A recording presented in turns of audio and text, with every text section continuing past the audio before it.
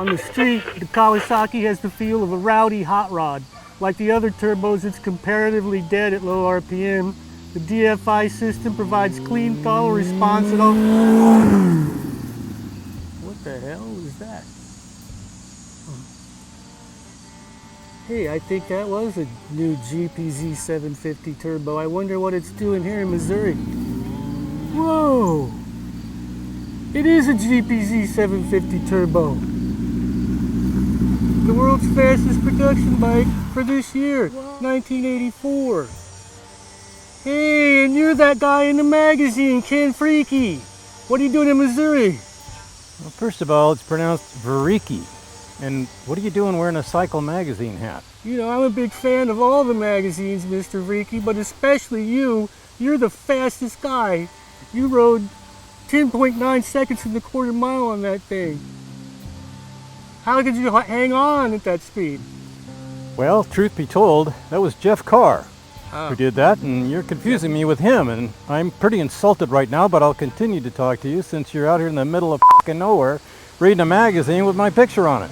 I am in the middle of nowhere. I hope someday to be able to move to California and be a jet-setting motorcycle journalist just like you, Mr. Freaky. It's pretty but I don't nice. know if I'll ever make it. What's it like? The fame, the women, the money? What's the best part? Oh, it's the free gloves. It's always been about the free gloves. And the horsepower's nice too. Yeah. So do you think Kawasaki will ever make a motorcycle as cool as the GPZ750 Turbo ever again? Well, let me think about that and try to imagine what that might look like. All right, good luck, Mr. Freaky. Get yourself one of these there, kid. You'll love it. One of these days. One of these days.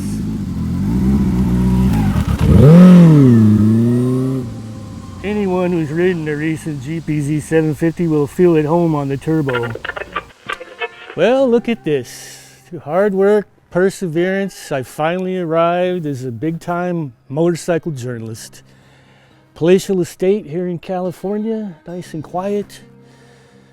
Got some chickens, beautiful house, beautiful home, the 4-car garage, and you know, 36 years after that original blown Kawasaki, the GPZ750 Turbo, I've got myself a blown Kawasaki, the new H2, 998 cc's of supercharged delightfulness.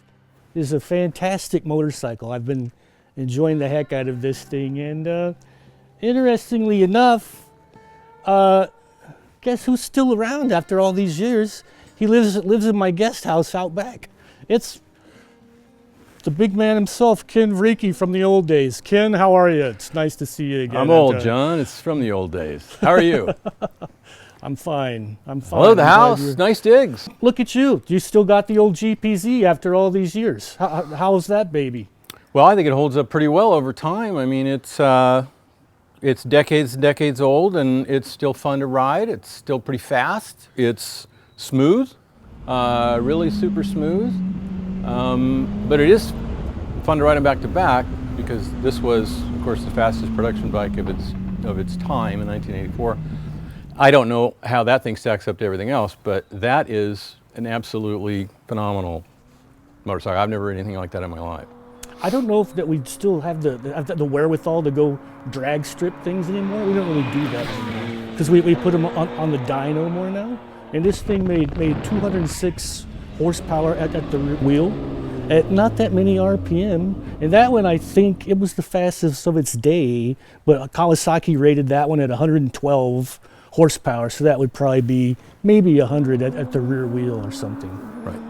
And it still feels pretty fast. You got to wait for the tachometer to get to like 6,000, and it's got a boost gauge that goes up. And when it gets to like 6,000, it takes off pretty good. It feels pretty quick for being, and it's really smooth too. That's my favorite part about this, that boost gauge. So you can tell the thing starts to warm up, and you can kind of feel it coming, and then all of a sudden the gauge goes, and it just ramps up to full boost really quickly. And that's fun. Yeah. What's interesting about that bike is I expected this to be a similar experience. I've never ridden a supercharged motorcycle. Right. I think it's the first one. This is the first one I've ever ridden. That's probably fake news. Supercharged. It's fake news, John. You're making that up. But what I'm going to say is that I did not expect that bike to be that torquey. I thought it was going to have kind of a flat power band, and then wham, you were going to get hit. Yeah. This thing is just all the way through. I mean, if you're lugging the thing in top gear around the city, thinking you're not going to go anywhere when you hit the throttle, the thing just takes off. So it's, that was really surprising. I was amazed at the power band. This makes 95 foot-pounds of torque at 10,000 RPM. Coming up the freeway up here, it's doing 90 and it's turning 5,000 RPM. Yeah. And if you hit it from 5,000 RPM, you might as well be at 10,000, it feels like, because it's just, whoop. It's like the digital numbers on the speedometer don't go up. It's like somebody hit 125 on the cash register. It just goes ting, 125. And then, oh. That's what it feels like. That's I mean, what it it's feels like, pretty man. So insane it's acceleration. just, awesome. I did not expect a 575-pound motorcycle to accelerate that hard. So because that was pretty impressive. We tested the H2 SX, was it SE, a couple years ago, the more sport touring version. And that one, I thought that thing was crazy fast. And it only made 171 horsepower. It made 25. Only. What's 170? What's 206 minus 171? 35? It made 35 horsepower less, and I wouldn't think it would be much of a difference, but this thing is so much faster. I don't know why they don't put this motor in the SX, which gets the more upright handlebars and everything. When I picked this up at Kawasaki, I got on it and I said, oh, I'm too old. The clip-on handlebars. I don't know if I want to borrow this bike or not.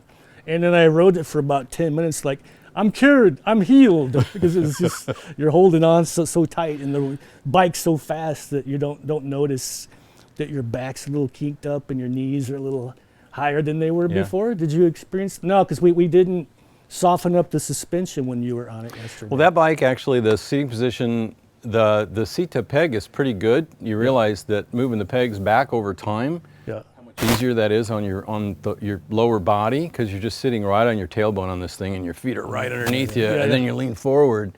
You know, that bike you're a little bit more, your whole body's tilted in a little bit, but assuming the position. I would say though, as fast as that thing is, it's too bad it's not a two-seater, because I think if you put anybody on the back of that thing, you could scare the COVID right out of it. I mean, it'd be gone.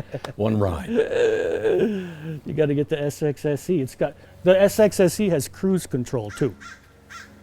I don't want to ride a 200 horsepower motorcycle that has cruise control. That's what I was thinking. I thought I'm going to really miss the cruise control, but I was going so fast. I go so fast everywhere on here that you don't have time to turn it on because you're coming up behind the other traffic all the time. It's a good bike to have during the pandemic in Los Angeles. You get where you're going pretty quick. There's still enough cars to lead interference, but. Kawasaki's done some neat stuff with the big bikes over the years and setting records. You know, always they've been so performance driven. I think to some degree more consistently than some of the other manufacturers. Yeah. You know, so you look back at their history of things like this bike that beat their own GPZ1100, and a lot of companies would probably have preserved that bike. So, well, we can't go faster than that because that's our star. And these guys just made this thing go as fast as they could, and they're still doing the same thing. Yeah. I mean, that bike's just amazing. I mean, in a world where all the other manufacturers kind of like drawing back and going, maybe the internal combustion engine's coming to an end. Maybe Kawasaki thinks the same thing too, and they said, we're going to go out with a bang, because we didn't expect anybody to build a supercharged, and they didn't really need to, because motorcycles are fast enough already. But as it turns out, that it's a great thing. Well, it turns out you actually do need a supercharged 200 horsepower motorcycle. I didn't know I did. Didn't know I needed now one. I know. But now I do. This is a $33,000 motorcycle. This is the H2 Carbon. There's a base H2 that's only $27,000. This one gets a very beautiful carbon fiber upper and stuff. That one was $4,800 when it was new, which we looked at the consumer price index to learn that would be $12,000 in today's money versus $33,000 for this one. What's the difference in that math? I don't know. I don't know, John, but this bike right here is actually owned by a good friend of mine who invented the handheld calculator, so I'm going to get you one. So the next time you're in front of the camera like this, as prepared as you always are, you'll be able to figure that out right on camera. Texas Instruments was one of my favorite companies back in the day. Well, that was his calculator. I really wanted us to get loose on some of California's faster roads on this, like Route 166 up in there, where not tight corners, because this is a bike for swift flowing roads. We did take it out on Mulholland Highway, which is right up the street yesterday, and it'll go okay in tight confines, but it really wants to yearns to breathe free. That one has Metzler Marathon 880 tires on it, probably the same age as the motorcycle or close to it. Yeah. But you still had to sample the outer limits of its handling. Did you feel secure doing that? I was doing my damnedest to keep up. It was not easy at all. The thing about this motorcycle is you just have to remember that it's a really long bike. So back then, I mean, this thing ran a 10-second quarter mile, and the technology back then was such that if you wanted to put that kind of horsepower to the ground, you just had to make the thing longer. You know, there wasn't a lot of the suspension technology and none of the electronics that we used to have. So it's a bit of a truck. I mean, it's pretty heavy. You got to do the work, but it's really predictable, and it's a fun bike to ride. And then yeah, these tires. I think the back when I was following you, I'm pretty sure I saw sparks coming off this back tire. But I mean, this thing when the turbo hits, if you hit that cross through that threshold in the turbo when you're mid-turn, it'll light the tire up pretty readily. So it's still a blast to ride just because it's so unique. If our pal got around to, you know, maybe new brake pads and new tires and all the new bushings in it and stuff, it'd be a really cool bike to ride around still. Because the motor, even though it's not as fast as this, it's so smooth and fun to use. I mean, I think Kawasaki's always been about the engine, or they always were historically about the engine, and they still are, but they've gotten so much better at the details. Aside from that, like one thing I like about this is when you turn the handlebars, the whole plastic instrument pod moves back and forth like a ATV or something. Yeah. This one now, you just got your triple clamp, your Öhlins electronic steering damper, and everything else is attached to the carbon fiber fairing up front. So there's two things you can look at with these two motorcycles that really tell you a lot about the evolution. And Evans took a shot of us side by side yesterday. A long shot made it really apparent. This thing's got an 18-inch front wheel. That thing has a 17-inch front wheel. And even the aspect ratio of the tire, I mean, that tire sidewall all the way over the tread is barely taller than just the sidewall on this one. So these motorcycles had a lot of gyroscopic effect when they turned, so it made them heavier steering than the new technology. And then when you look in the back of these things, that's really the telltale sign. When you look at these things from straight from the back, you know, in this era, you know, this was a sport bike of the era. Yeah. Well, back then, if your back tire was wider than your blinkers, you were on a real hot rod, because that was about it. And that was why it was kind of funny to watch you yesterday. Because you're going in the corner and the bike's this way and your back tire's like this way. Really like, tiny. yeah, I so think if he's you on a see bicycle. these two together, you know, that thing's got this, you know, tire on it that's like that. So the footprint 200 to keep all that power on the ground Yeah. is multiplied God knows how many times. But that's really a telltale sign of just how far these things have come, how quick that thing can steer and easy it is to steer, how much more work this is, and then of course the power difference. So. Yeah. The other huge thing for me is the brakes. I don't know if those are as good as they were originally. You said they were not bad when you were. The brakes were great. I think you're looking back with rose-colored glasses, because look at those little single piston calipers on. There's about 36 millimeter discs, I think. They're tiny, and this, of course, has got the latest from Brembo Stylema calipers with, I think those are 320s or 330 millimeter discs. But when you're riding this thing, everybody I see, I think, is going to pull out in front of me. And a couple times I've grabbed the brakes, and the thing stops so quick and hard and perfectly with the big Kawasaki IBS braking system integrated, whatever it's got. It's got Kawasaki corner management function. It's got a Bosch IMU in it now. It's got Kawasaki launch control that I tried a couple times yesterday. You can switch that on, and you just hold the throttle open and dump the clutch, confident that you're not going to go over backwards. Yeah. Which, if you didn't have that, you would go over backwards, I think. I don't know. But to me, the interesting thing is that this thing can still be so much fun that after all these years, we're not so tainted by the technology that this visceral, You know, just watching that turbo, the boost gauge go is kind of cool. You know, it's pretty fun. Yeah, and it was kind of, you were doing, at the time you were doing something kind of dangerous.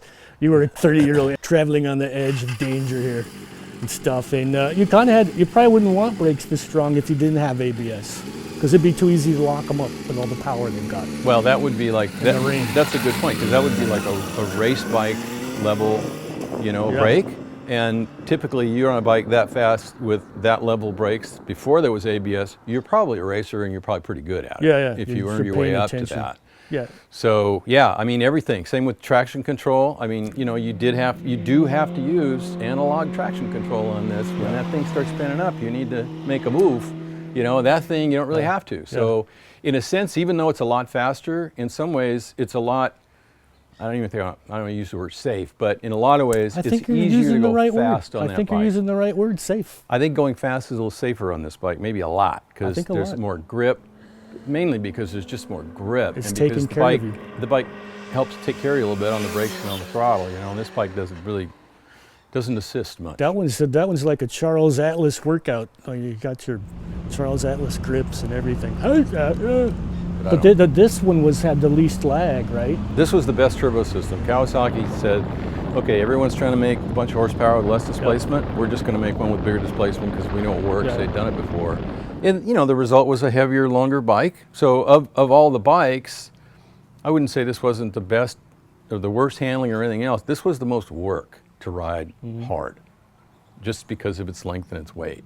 But even today, it's like I said, it's still, you don't get off of this thing going, man, this has been, you know, it's 100 years ago, this thing, wooden wheels, you know, you really, it's still fun. So it's still a kick to ride. Yeah, and I think kind of what we didn't mention was that was based on the old KZ750 motor, and they bumped it up to 738 cc's. So it kind of feels like a bigger motor most of the time to me. Right. But it's only less than a 750. It doesn't feel like a modern Z900 or anything, but it's not that far off a modern Z900. If you go back and ride a KZ650, it's like, are we moving? Are we going yet?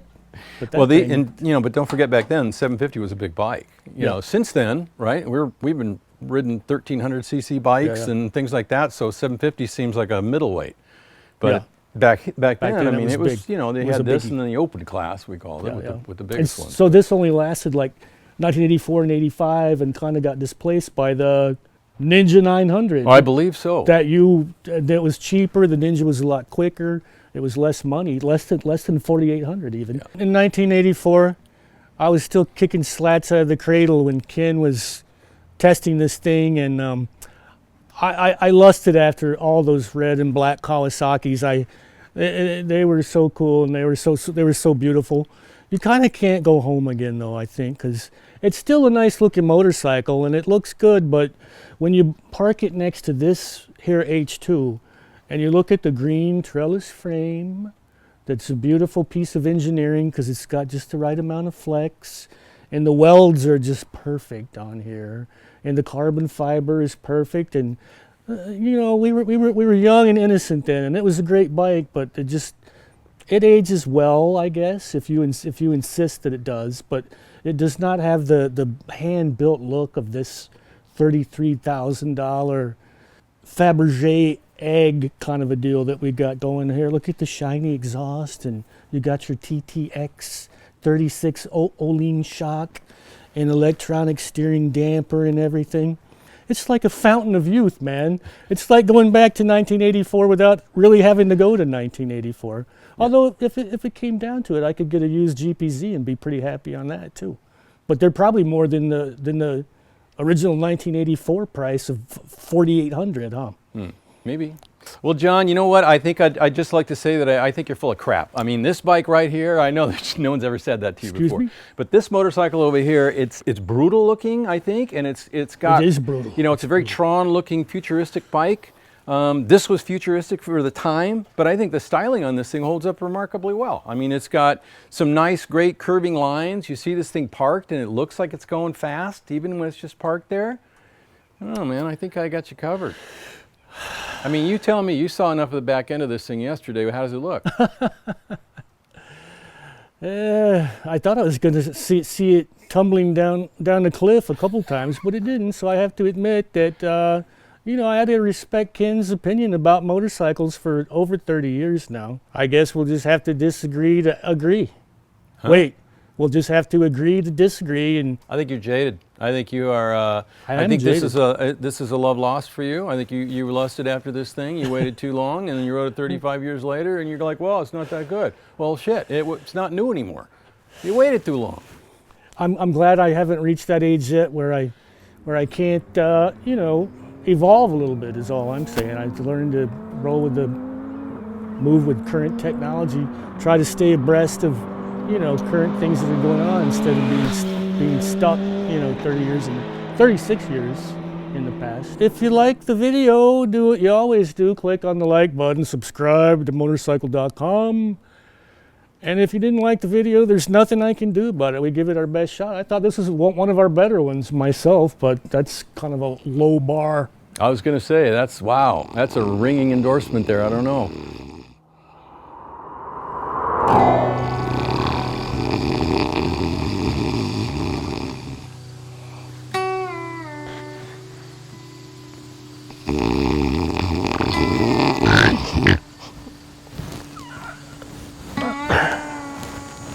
Oh, what the... Damn it! Damn it!